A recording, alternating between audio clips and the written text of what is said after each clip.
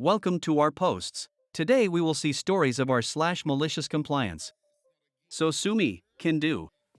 I am a military veteran who was injured in Iraq. I mention only because it is important to the story. I worked for this company, I say company, but in reality it was a guy who owned a few businesses and he was the richest person in a very small town. It's important to say how I made it to this situation. I will try and make it quick so I can get to the steak and taters as it were. I joined the military before I even completed high school, late birthdays and all of that. I choose a military career path that I figured I would enjoy, and since I love working on things I became a mechanic. It offered a great sign-on bonus, so that was a bonus. I went through basic, only ever spending money on necessities, so saved up quite a lot. Saved even more through advanced training for my military job. By the time I was done with both, I had half of my sign-on bonus and just short of an entire year's pay in my bank account. At my age, most would have splurged. I invested in the stock market, Bitcoin, and paid off my parents' house. A couple of deployments, the other half of my bonus, and the only thing I really ever spent money on outside of necessities was my hot rod. Needless to say, I had some money saved up and invested it also. Long story short, when I discharged, I was pretty comfortable even after a nasty divorce. Don't get me wrong, I don't have stupid money, but because of the divorces a lot of stocks were cashed out, split, and if anyone follows Bitcoin over the past 2 decades, you know how that turned out. After my divorce, I worked to recover what I lost and then just to keep busy. Like I said, I love working as a mechanic and would bounce around wherever I felt like, since a good mechanic can make money anywhere. After a decade of this, I decided to set roots in a small town since it would be nice and quiet. By this point, I was tired of always working on others people's cars and wanted to devote time to working on my car. I bought a small house and saw a help wanted sign at the local lube shop. Figured it would be simple work for me and be something to cover my few expenses. I grab an application from the office, getting all kinds of looks from the townies. By the way, I am 6 feet 3 inches. Since I discharged from the military, I stopped cutting my hair and shaving, and I have one full sleeve. Needless to say, most people cross the street instead of walk past. When I went to turn in my application to, we will call her Sue, the bookkeeper, she asked me a couple of questions, noticed I checked I was a veteran, and puts a Y on my application. Later that day, Sue calls me and asks if I would come back in to meet the owner, let's call him Peter. I agree, and Sue says Peter will be there in an hour, so if I come in then we can talk about the position. I show up and Peter's eyes bulge at first sight, but we get to chatting and my southern charm wins him over. He tossed me a calendar that he had made of his car collection and asked me to name of the ones I recognized. There were a couple of Mustangs, a Ford GT, a Bricklin SV1, a Judge, a Demon, a Pantera, and an MXT. He was impressed that I knew what the SV1 was, and we chatted cars for a bit. He offered me the position and explained that I would be paid $100 a day and that I would work Monday through Saturday from 8 to 6, no overtime, but I would get a full day's pay even if we closed shop early for some reason, and eat when I could. I would be off every Sunday and 1 extra day during the week. Awesome start in work, maybe a year, no issues. Peter asked if I could help him out by being a relief worker for his other lube shops in neighboring towns. He says he will give me $20 every day for travel, and basically I would be covering so guys could take days off at the other stores. I agreed and did this for about a year. Then disaster strikes. Peter meets Karen and falls madly in love. In the span of a month they are married, and he starts supporting her and her gambling problem. This is when all of the problems start. One week I notice my paycheck was only $250 and ask about it. Sue tells me apparently there have been some changes and I should really speak to Peter about it. Sure, no problem. I call up Peter and ask if we can talk about some things. He shows up with Karen in tow, and when I asked why my pay was short, he tells me it was because of the bad weather and us closing early affected the business. I would have let it go at that because Peter was a nice guy, but Karen decided to speak. It isn't very fair to us to have to pay you for a full day if you don't work the full 10 hours. I said that would be true if I wasn't on a negotiated day rate and if I get paid for each day I work, not hourly. That why I don't get paid 19 hours overtime each week. She claims that's not how it works anymore, that from now on I would be paid for the hours I worked and nothing else. Okay, whatever you say, Karen. Fast forward to the next week, we had a week's worth of very busy days where we were open a couple hours later than normal to finish up with waiting customers. And I gave up one of my days off to cover for a sick coworker. So when what should have easily been over an $800 paycheck was only $600, I had some questions. I called Peter and asked him what was going on, why I only got paid $600, and he says, well, that's what we agreed on, a $100 a day. I look at him blankly and ask if he forgot about last week, and he asked what about it. I reminded him and he just says it is what it is. Okay, so at this point I am aggravated, and that is when Karen walks in and asks, "So what is he complaining about now?" I look at her coldly and say, "Well, I worked 80 hours last week and y'all only paid me $600. She looks at me and says, "You're contracted labor and you agreed to $100 per day, so why would we pay you more than that?" I look at Peter and ask, "Is that how it is?" He just says, "You heard the lady."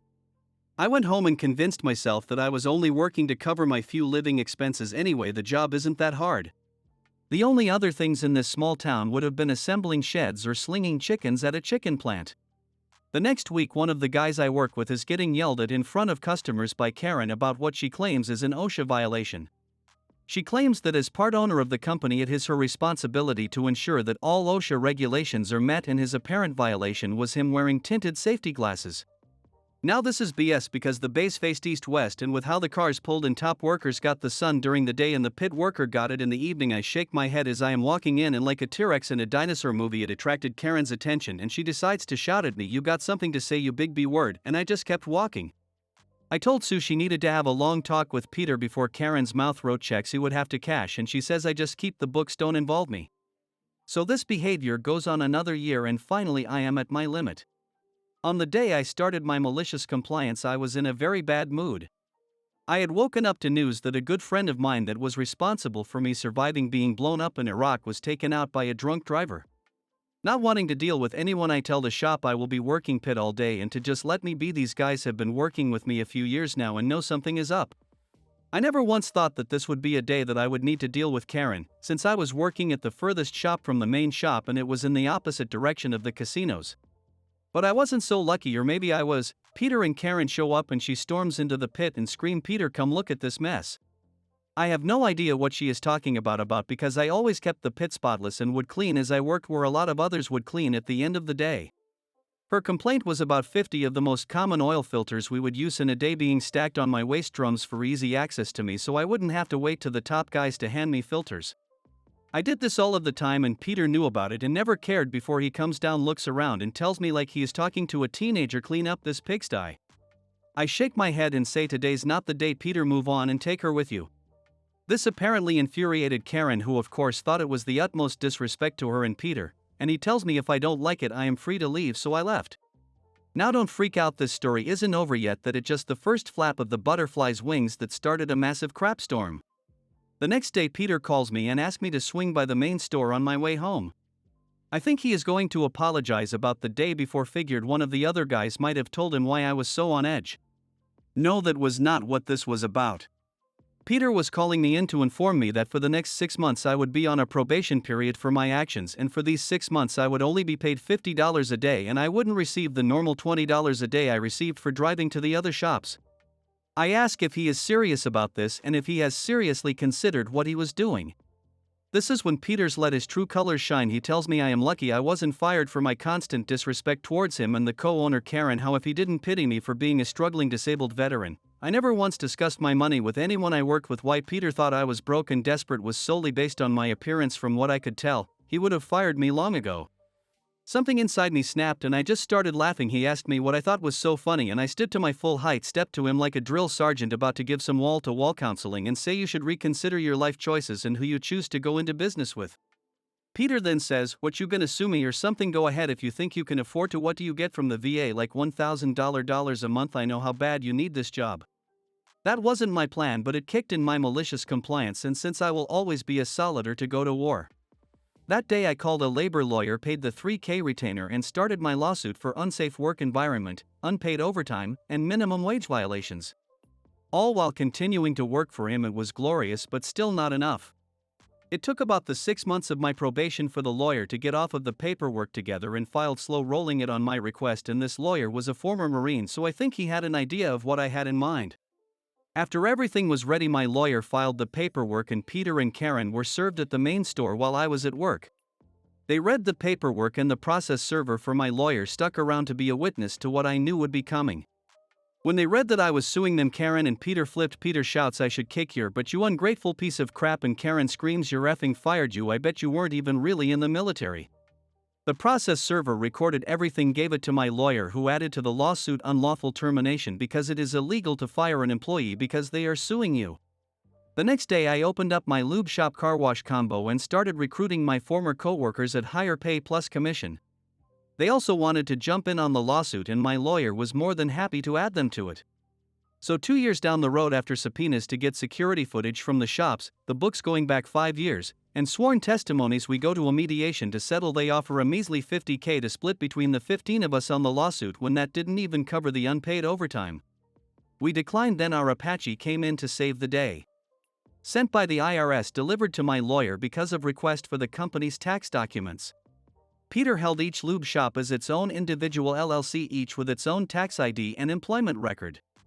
Peter and Karen thought it would be a smart move to file for a tax credit for employing a veteran at each of the 6 shops. In their filing, they claimed that they employed a veteran, me, as a full-time employee working a minimum 36 hours a week at rate of $12/HR. The government gives a tax break to companies that employ veterans. At the next mediation, my lawyer presented the reports to their lawyer and the mediator, and after a quick 20-minute discussion, Peter and Karen came back and agreed to settle at our request of $400K in unpaid overtime to be split between 15 of us, all legal fees and a personal settlement for the unlawful termination suit of $20K for each shop I was listed as an employee at, as well as unpaid wages. For the 6 months I was only paid $5 an hour. Their only demand was that we all agree to a gag order so that nothing would leave the mediator's table. Of course we signed and we took our paychecks. But somehow their tax paperwork made its way to just the right person at the IRS, and they decided to audit Peter and Karen. And an investigation was opened on them for tax fraud.